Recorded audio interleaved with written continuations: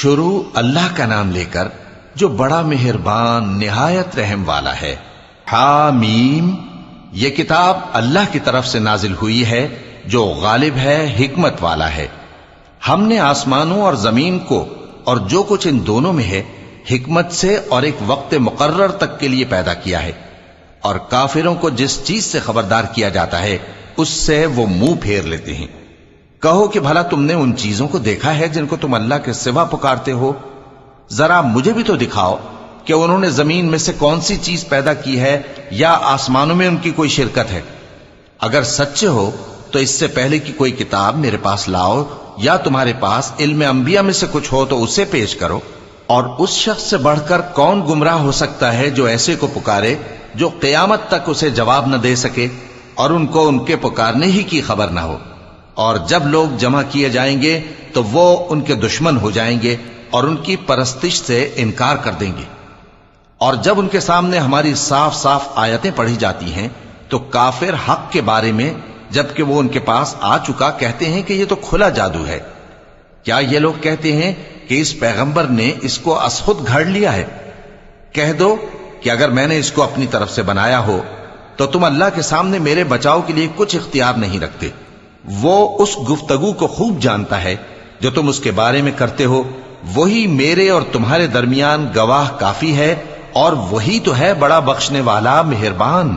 کہہ دو کہ میں کوئی انوکھا پیغمبر نہیں ہوں، اور میں نہیں جانتا کہ میرے ساتھ کیا سلوک کیا جائے گا اور تمہارے ساتھ کیا کیا جائے گا۔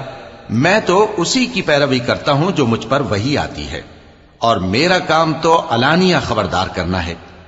کہو کہ بھلا دیکھو تو اگر یہ قرآن اللہ کی طرف سے ہو اور تم نے اس سے انکار کیا، اور بنی اسرائیل میں سے ایک گواہ اسی طرح کی ایک کتاب کی گواہی دے چکا اور ایمان لے آیا، اور تم نے سرکشی کی، تو تمہارے ظالم ہونے میں کیا شک ہے؟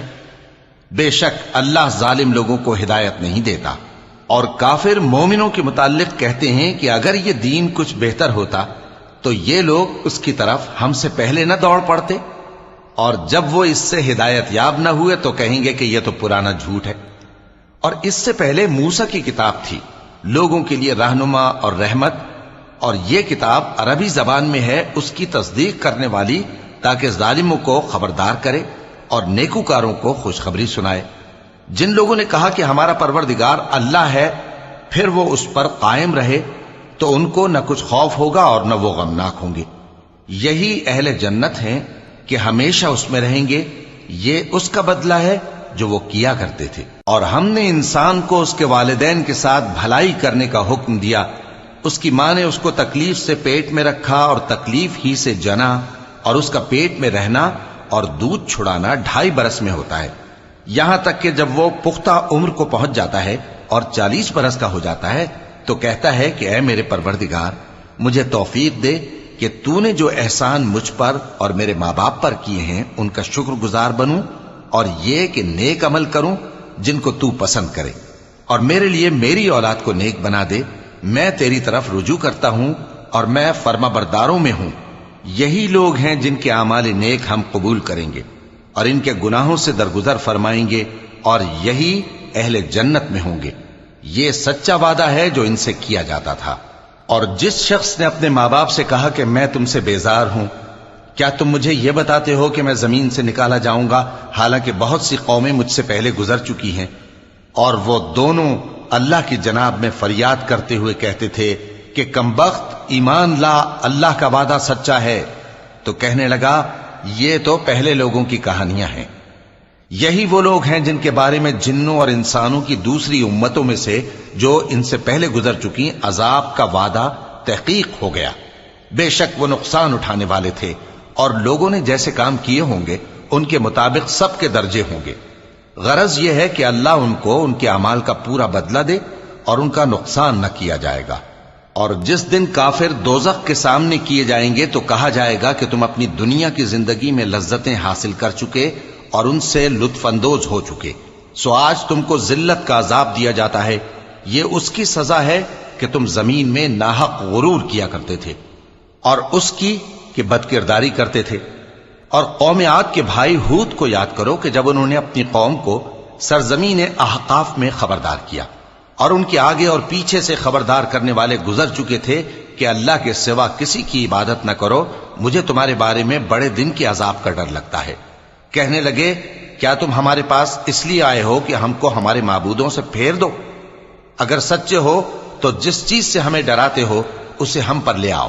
پیغمبر نے کہا کہ اس کا علم تو اللہ ہی کو ہے، اور میں تو جو احکام دے کر بھیجا گیا ہوں وہ تمہیں پہنچا رہا ہوں، لیکن میں دیکھتا ہوں کہ تم لوگ نادانی میں پھنس رہے ہو۔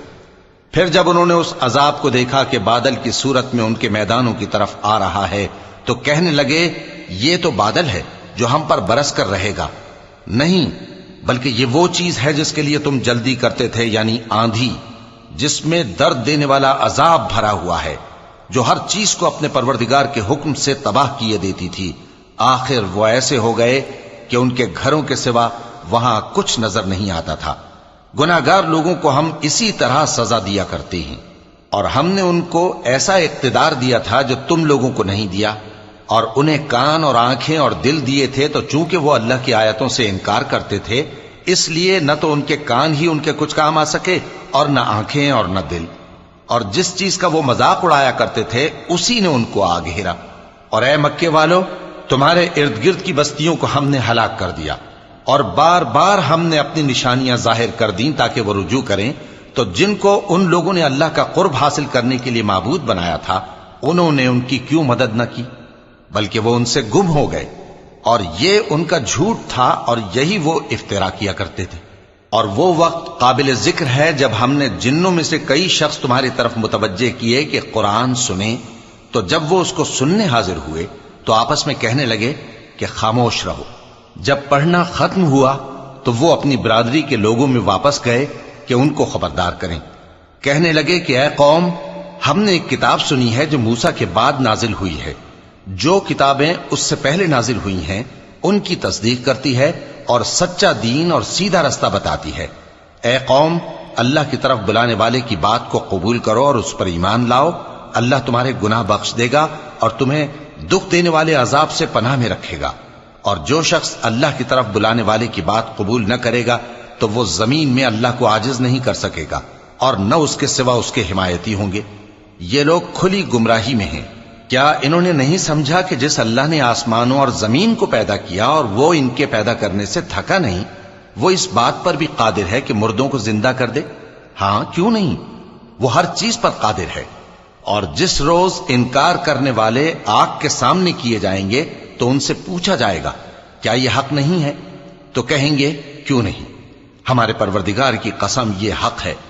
اللہ فرمائے گا کہ تم جو دنیا میں کفر کیا کرتے تھے تو اب اس کی وجہ سے عذاب کے مزے چکھو۔